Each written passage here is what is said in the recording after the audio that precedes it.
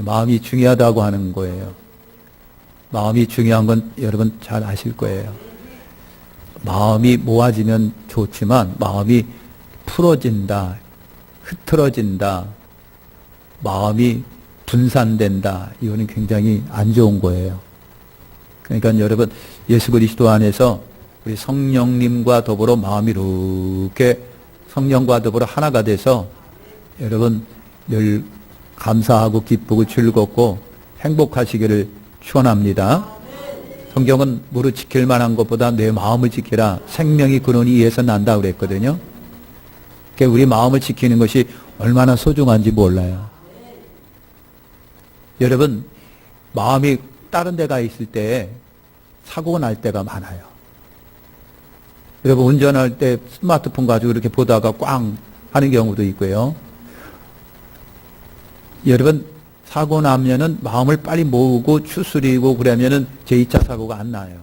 근데 사고 나니까 마음이 팍 풀어지고 산란해지니까 막 허둥지둥 하다가 2차 사고도 나고 3차도 나고 막 그래요. 마음이 얼마나 소중하고 귀중한지 몰라요. 그러니까 여러분, 마음을 굳세게 지키시길 바랍니다. 하나님은 나의 마음을 보고 계시는 분이에요. 보고 계세요. 그러니까 하나님께 내 마음이 늘 합격이 되어야 돼요.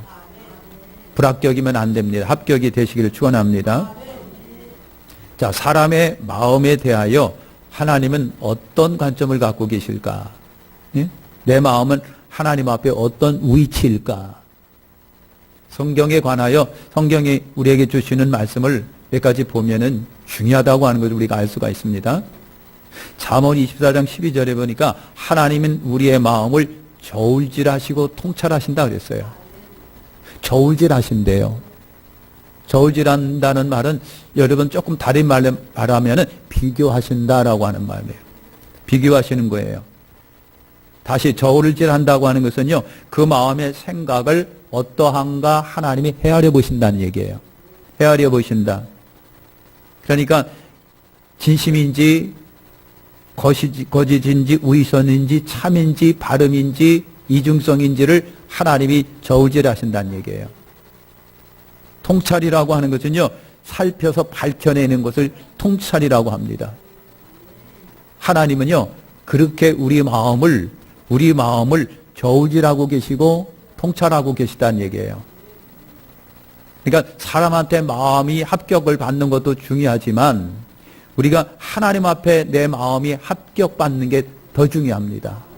하나님께 내 마음이 합격을 하게 되면은 하나님은 틀림없이 복을 주십니다. 복을 주시는 겁니다. 그러니까 합격점이 되시길 바랍니다. 사람한테도 마음을 합격을 못 받을 경우가 있어요. 그 사람은 자꾸만 그래. 쟤 못 믿어. 이게 얼마나 불행한 일인지 몰라요. 하나님 앞에 합격점이 되시기를 축원합니다. 히브리서 4장 12절에 하나님의 말씀은 살았고 운동력이 있어 좌우의 날선 어떤 것보다 또 예리하여 혼과 영과 관절과 및 골수를 찔러 쪼개기까지 하며 또 마음의 생각과 뜻을 감찰하시나니 그랬어요. 생각과 뜻을 감찰하시는, 내가 무슨 생각을 갖고 있는지 어떤 의도를 갖고 있는지를 하나님이 어떻게 하신다고요? 감찰하신답니다. 사람은 속일 수가 있어도 하나님은 내 마음에 내가 품고 있는 생각이라든가 뜻을 하나님이 모르실까요? 사람은 속일 수 있어도 하나님은 속일 수가 없어요. 하나님은요, 우리 사람들의 마음을 정확히 읽고 계시다라고 하는 말이에요. 정확히 읽고 계세요. 정확히 아시고 정확히 들춰내시고 그리고 고발하신다는 얘기예요. 하나님이 그랬어요. 그러니 하나님 앞에 여러분이 감출 것이 어디 있겠어요? 못 감춥니다. 그러니까 우리가 하나님 앞에 인정받으면, 마음을 인정받으면 하나님께서 어떻게 하고요? 아브라함에게 복 주신 것처럼 우리에게도 하나님이 복을 주셔요. 성경 전도서 10장 2절에 보니까 뭐라고 그랬어요? 지혜자의 마음은 오른편에 있고 무매자의 마음은 왼편에 있다 그랬어요. 오른편과 왼편에 있대요. 지혜자와 우매한 자가 이렇게 갈라져요. 여러분 잠언 25장 13절에 충성된 사자는 주인에게 마음을 시원케 한다 그랬어요. 마음을 시원하게 한답니다. 흡족하게 한답니다. 믿게 만든다는 얘기예요. 얼마나 소중한지 몰라요. 참 지혜로운 자는 하나님이 우리의 마음을 아시기 때문에 마음을 잘 다리고 선한 마음을 품어요. 이것이 지혜로운 자, 우편에 있는 자의 마음이에요. 하나님이 그 사람들을 좋아하시고 축복하신다는 얘기예요. 그러니까 우리 마음을 하나님이 얼마나 정확하게 읽고 보고 계신지를 우리가 알 수가 있잖아요. 그래서 우리 하나님께서 좋아하시는 마음을 품으시길 바랍니다. 하나님께 좋아하시는 마음이 청결한 자가 하나님을 본다 그랬어요. 마음이 청결한 자가 하나님의 음성 들어요. 마음이 청결한 자가 하나님을 봐요. 하나님을 만납니다. 그래서 마음을 다하고 목숨을 다하고 뜻을 다하여 주여 너희 하나님을 사랑하라. 여러분 그런 말씀을 하고 계신 거예요. 그러면요 하나님이 거부하는 마음이 있어요. 하나님이 좋아하시는 마음이 있고 거부하는 마음이 있습니다. 거부하는 마음이 뭘까라고 하는 거예요. 하나님이 싫어하는 마음이 있어요. 그렇게 되면 불행하죠. 어떤 마음을 하나님이 거부하실까? 신명기 8장 14절에 보니까 두렵건대 내 마음이 교만하여 내 하나님 여호와를 잊어버릴까 하노라. 여호와는 너를 애굽 땅 종되었던 집에서 이끌어내시고. 여러분 두렵건대 내 마음이 교만하여 그랬습니다. 여러분 교만이라고 하는 게 다른 게 교만이 아닙니다. 우리가 볼 때 저 사람은 굉장히 교만해. 고개 빳빳하게 들고 난 척하고 있는 척하고 말이냐 사람 없인 여기 우습게 보고 그거 교만해요. 그런 사람은 싫어하잖아요. 근데 하나님 앞에 교만이 여러분 뭔 줄 아십니까? 하나님이 안중에 없는 걸 말합니다. 내 생각 속에 하나님이 없어요. 내 행동 속에 하나님이 없어요. 내 의정 속에 하나님이 없는 거예요. 사회생활하면서 하나님이 없는 것처럼 생활해요. 생활하면서 생각하면서 하나님이 없는 것처럼 생각을 해요. 행동을 해요. 하나님을 무시하는 거예요. 여러분 이것이 뭔 줄 아십니까? 이것이 교만해요. 이것이 교만해요. 사람 앞에 잘난 척하고 있는 척하고 많이 배운 척하고 그런 것도 교만이지만 그런데 하나님 앞에 교만은 하나님을 무시해서 하나님 없는 것처럼 생각을 합니다. 없는 것처럼 생활을 합니다. 없는 것처럼 직장 생활합니다. 없는 것처럼 학교 생활합니다. 없는 것처럼 사람과의 관계를 맺고 있습니다. 하나님 없는 것처럼. 그러니까 생각이 막 나갑니다. 거룩하지는 못하는 거예요. 이것을 성경은 교만이라고 말을 합니다. 그래서 교만은 패망의 선봉이요 넘어짐의 앞잡이라고 말하잖아요. 하나님이 그 교만한 마음을 거부하십니다. 싫어하시는 거예요. 그러니까 우리 예수님이 그랬어요. 바리새인은요 앞에 나와서 두 손을 뻣뻣하게 들고 하나님이요 하루에 몇 번씩 11조로 하고 한 달에 몇 번씩 일주일에 몇 번씩 금식하며 저 뒤에 있는 세리와 같이 아니하며 우리 주님이 기뻐하는 기도가 그게 아니고 뒤에서 가슴을 치며 하나님 부족합니다. 연약합니다. 긍휼히 여겨주세요. 불쌍히 여겨주세요. 하며 가슴을 치는 그 사람의 기도를 들어주셨대요. 교만은 앞에 있던 바리새인이고요. 겸손은 뒤에 있는 그 세리예요. 하나님은 뒤에 있는 그 세리의 기도를 들어주신다는 거예요. 신명기 15장 9절에 삼가 너는 마음에 앙념을 품지 말라. 곧 이르기를 제7년 면전이 가까웠다 하고 내 궁핍한 형제에게 악한 눈을 들고 아무것도 주지 아니하면 그가 너를 여호와께 호소하리니 내 죄를 얻을 것이라. 여기서 말하는 앙념의 마음이 무슨 말입니까? 앙념. 악한 생각이고 악한 마음이에요. 주님의 말씀을 내 유익을 위해서 의도적으로 이렇게 제거해버리는 거예요. 엄연히 하나님의 말씀이 있는데 내 유익을 위해서 내 손에 여러분 안 받기 위해서 요거는 잘라버리고 이것도 잘라버리고 필요한 것만 취하는 것을 앙념의 마음이라고 성경은 증언합니다. 내 유익을 위해서 내 손해보지 않게 하기 위해서 그러면서 여러분 이스라엘에는 희년이라고 하는 제도가 있고 안식년이라고 하는 제도가 있어요. 7년마다 돌아오는 7년 안식년이 있고요. 50년마다 돌아오는 희년이 있습니다. 안식년과 희년은요, 그 속의 뜻은 자유입니다. 빚진 자가 자유함을 얻어요. 땅 판 자가 다시 소유하게 돼요.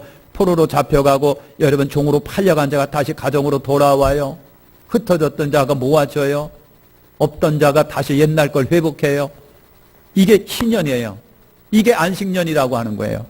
그런데 신명기 15장 9절에 하나님이 말씀하시는 앙념을 품지 말라 곧 이르기를 제7년 안식년의 면쟁년에 가까웠다 하고 하면서 여기 여러분 자기가 수를 써요. 자기가 수를 씁니다. 여러분 7년 면쟁년은요 땅을 본래 주인에게 돌려줍니다. 오죽하면 조상 대대로 내려오는 그 땅을 내가 힘들고 어려워서 팔아요.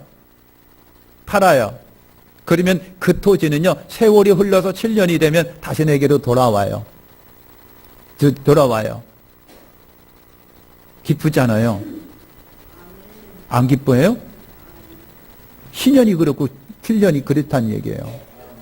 자, 그런데 그리고 또 종으로 팔려가면 종에게 이제는 7년이 돌아왔으니까 니들 집으로 돌아가고 이제부터는 종이 아니고 자유인이야. 그렇게 해주는 거예요.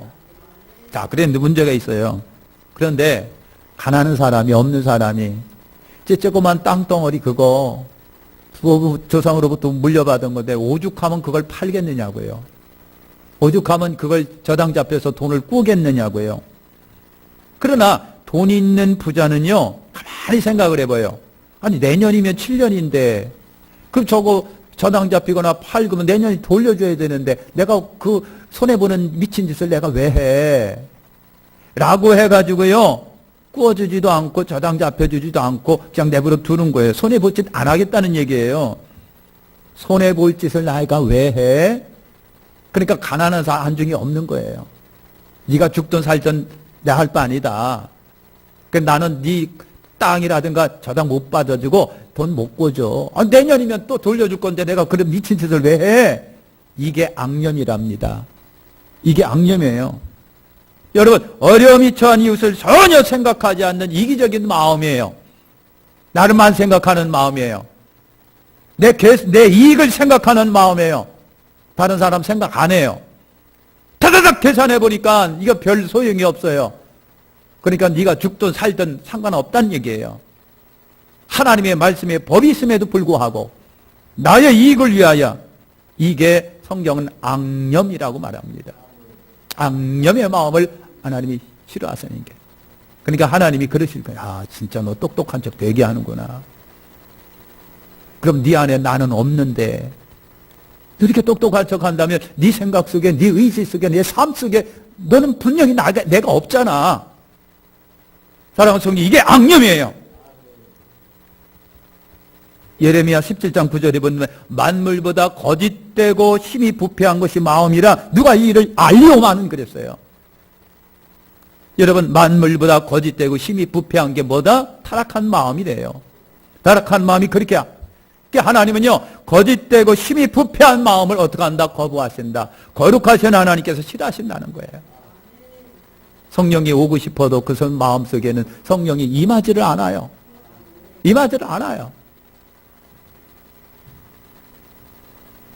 여러분 동남아 일대에 있는 많은 나라들이 우리나라 방문하는데 뭘 보려고 오느냐 하면은 설교 시간에 죄송하지만 화장실 보려고 온답니다. 그리고 화장실을 보고 너무 놀란답니다. 여기가 화장실이 여기가 호텔이요 뭐요?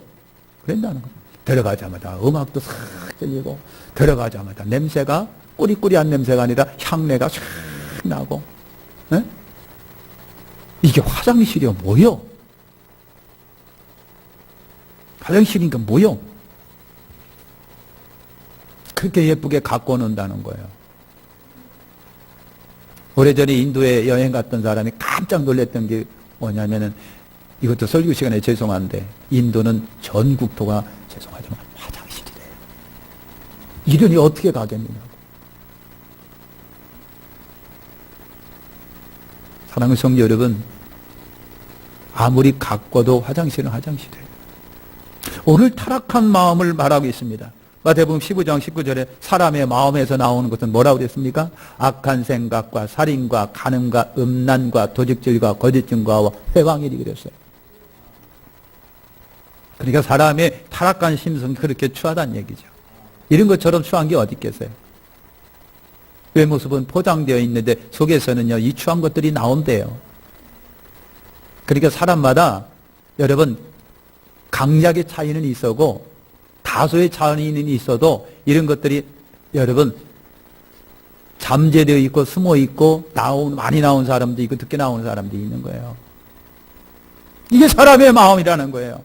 그러니 하나님께서는 이 만물보다 거짓되고 심히 부패한 마음을 거부하신답니다. 싫어하신다는 거예요. 하나님이 좋아하실 리가 없다고 하는 거예요.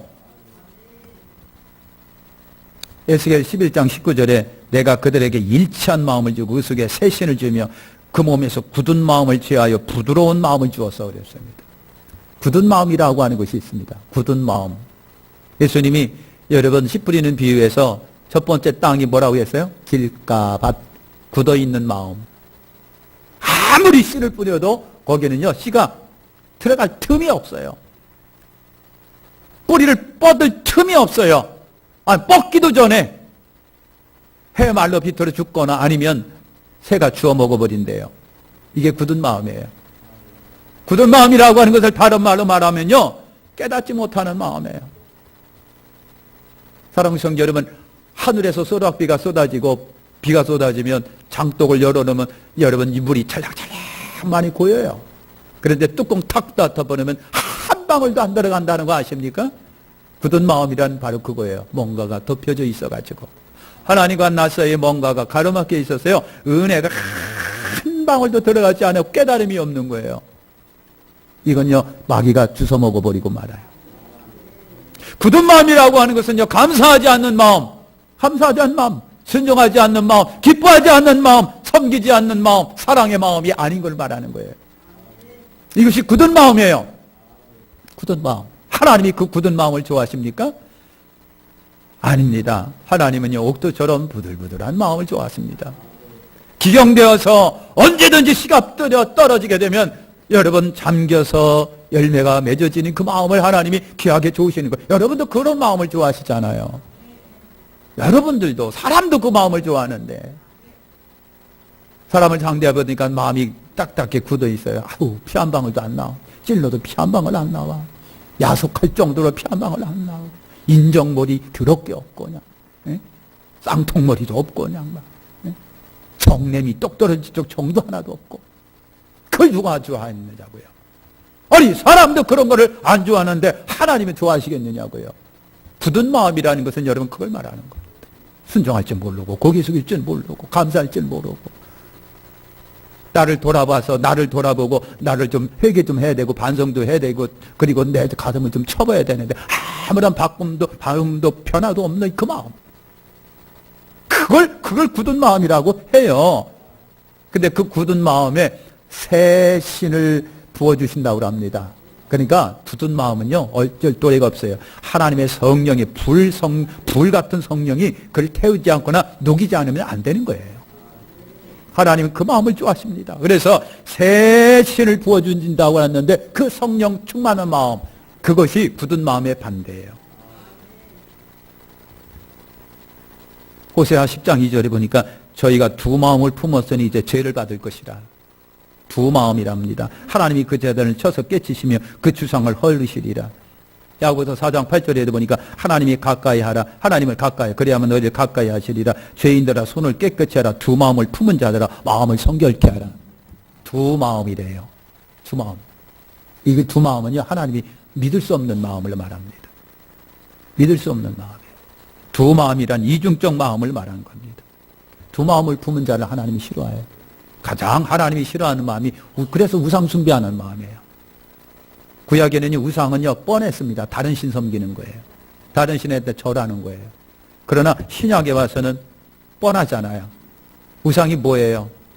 여러분 쾌락을 사랑하는 것도 뭐다? 우상이다. 쾌락을 사랑하는 것도 우상이다. 여러분, 이 세상은요, 즐거움과 쾌락을 사랑하는 사람이 넘쳐나고 있어요. 돈을 사랑합니다. 세상 사랑합니다. 쾌락을 사랑합니다. 명예와 권력을 사랑합니다.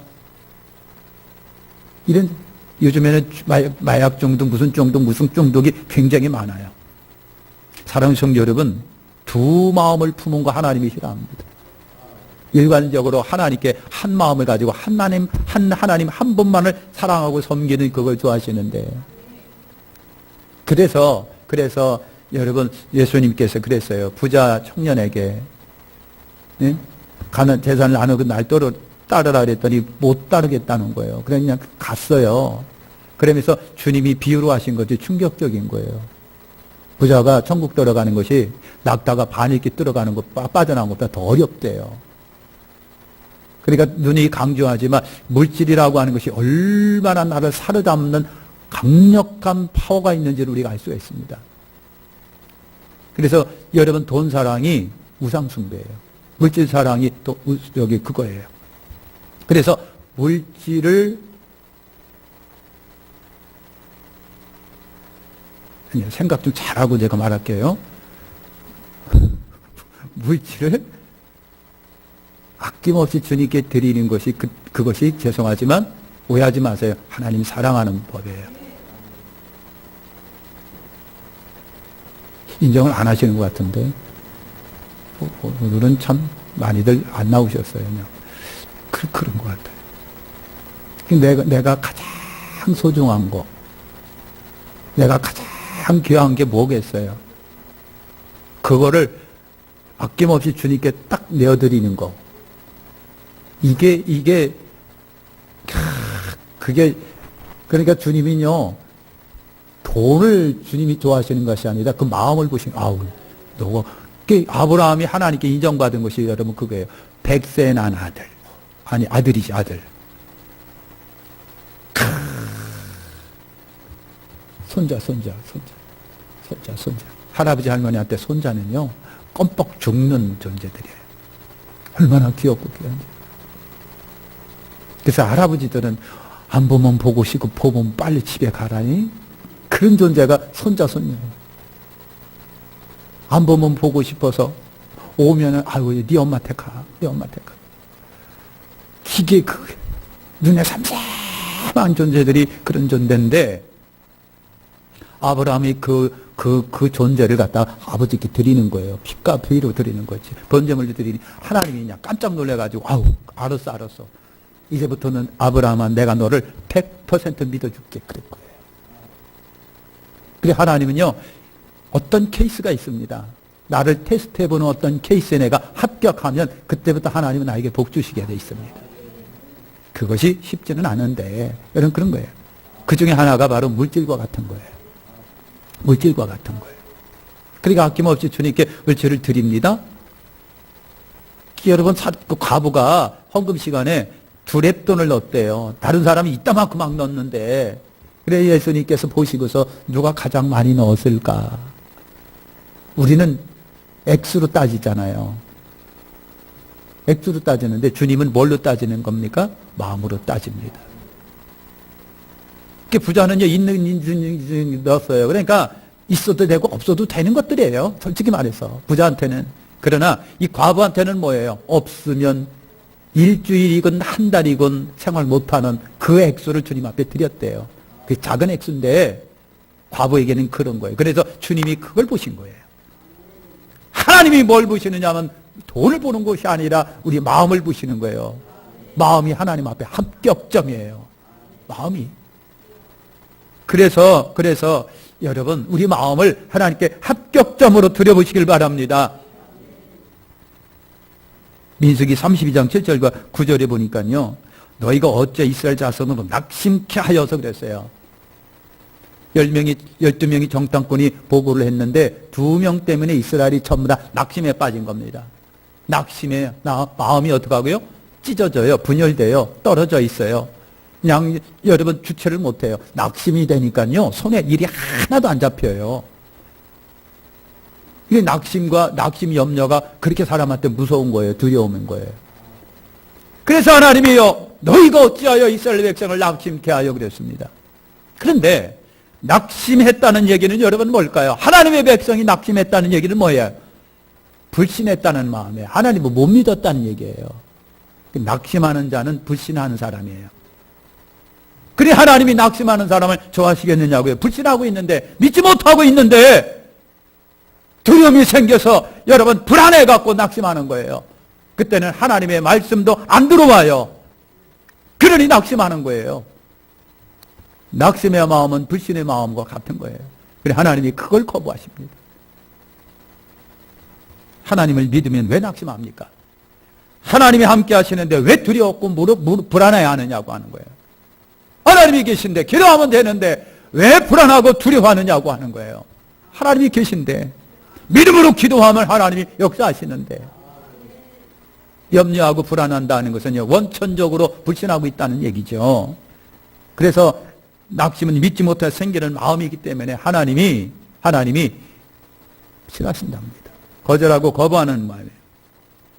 사랑하는 성도들 꼭 기억하시길 바랍니다. 그러면 여러분 반대로 하나님이 기뻐하는 마음은 뭔지 아시겠잖아요. 순종의 마음입니다. 아브라함처럼 독자 이삭을 하나님께 드렸을 때 하나님께서 창세기 22장 12절 하나님의 말씀이 그랬을 때 독자 이삭을 하나님께 탁 드리니까 하나님이 깜짝 놀라가지고 아우 이제야 내가 네 마음을 알았다고요. 하나님도 깜짝 놀라는 것이 바로 순종의 마음이에요. 내가 그렇게 순종할 줄 몰랐다는 거예요. 그것도 독자 이삭을. 할렐루야.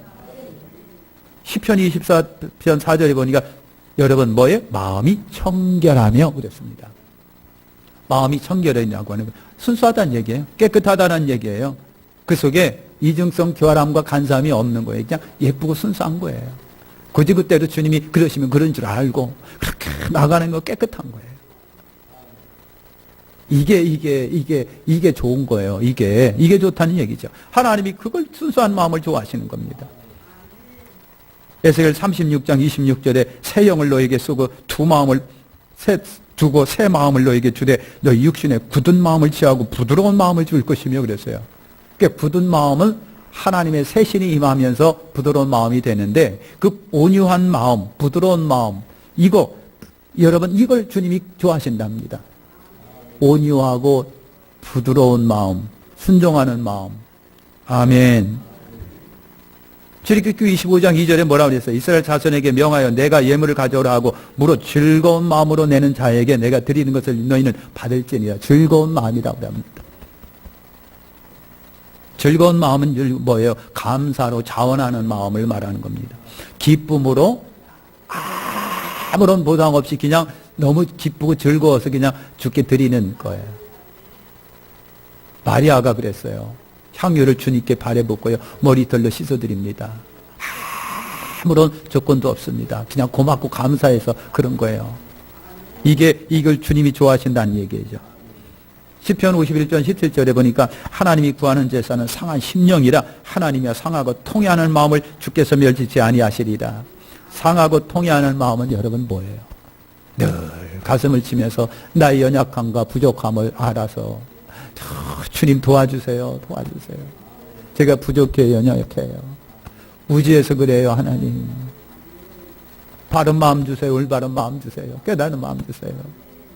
연약해서 제가 그러니 하나님 아버지 이 마음을 좀 하나님께서 온전케 하십시오. 상하고 통회하는 마음을 주님이 어떻게 한다? 멸시하지 아니하신다. 누가복음 8장 15절에 보니까 좋은 땅에 있다고 하는 것은 착하고 좋은 마음으로 말씀을 듣고 지키어 인내로 결실하는 자니라. 여러분 착하고 좋은 마음, 듣고 지키어 열매 맺는 마음이에요. 듣고 지키어 열매 맺는 마음. 이게 주님이 순종하는 이 마음, 말씀대로 그대로 순종하는 마음, 그걸 주님이 좋아하신답니다. 할렐루야, 할렐루야. 그러면 이제 끝납니다. 여러분 하나님이 원하시는 마음을 어떻게 만들어지느냐라고 하는 거예요. 여러분 에스겔 36장 26절에 또 내 새 영을 너희 속에 두고 새 마음을 너희에게 주되 너희 육신에 굳은 마음을 취하고 부드러운 마음을 줄 것이며 그랬어요. 새 영을 새 신을 너희에게 주신답니다. 이게 하나님의 성품, 예수님의 성품이 보여서 성령님이신 거예요. 성령이 내 속에서 여러분 하나님의 성품으로 만드실 때 이게 주님이 좋아하는 마음이 되는 거예요. 그러니 여러분 바꿔주십시다. 내 마음을 없앨 수는 없으나 성령님이 내 마음을 덮어버리면 나의 마음은 사라질 것이고 성령의 그 마음이 드러날 거예요. 그걸 주님이 원하신답니다. 성령님을 의지하세요. 성령님께 도움을 구하십시오. 성령님을 의탁하십시오. 성령님을 원하세요. 성령님 도와주세요. 성령님 도와주셔서 내 속에 있는 이 마음을 버리게 하시고 성령님의 그 열매 맺는 좋은 마음이 나를 덮게 만들어 주세요. 그럴 때 성령님이요 좋아하셔가지고요 서서히 내 안에서 성령님이 역사하시는 거예요. 그렇지 않으면 내 마음속에 있는 것이 툭툭 튀어나와요. 솔직히 툭툭 튀어나와가지고 슬프게 하고 탄식하고 남을 아프게 하고 상처를 주고 그 말로 사람을 상처 주는 일들이 얼마나 많은데요. 그러니까 여러분 성령님을 의지하시기를 예수님의 이름으로 축원합니다. 따라서 합시다. 성령님 저를 도와주십시오. 저를 인도해 주십시오.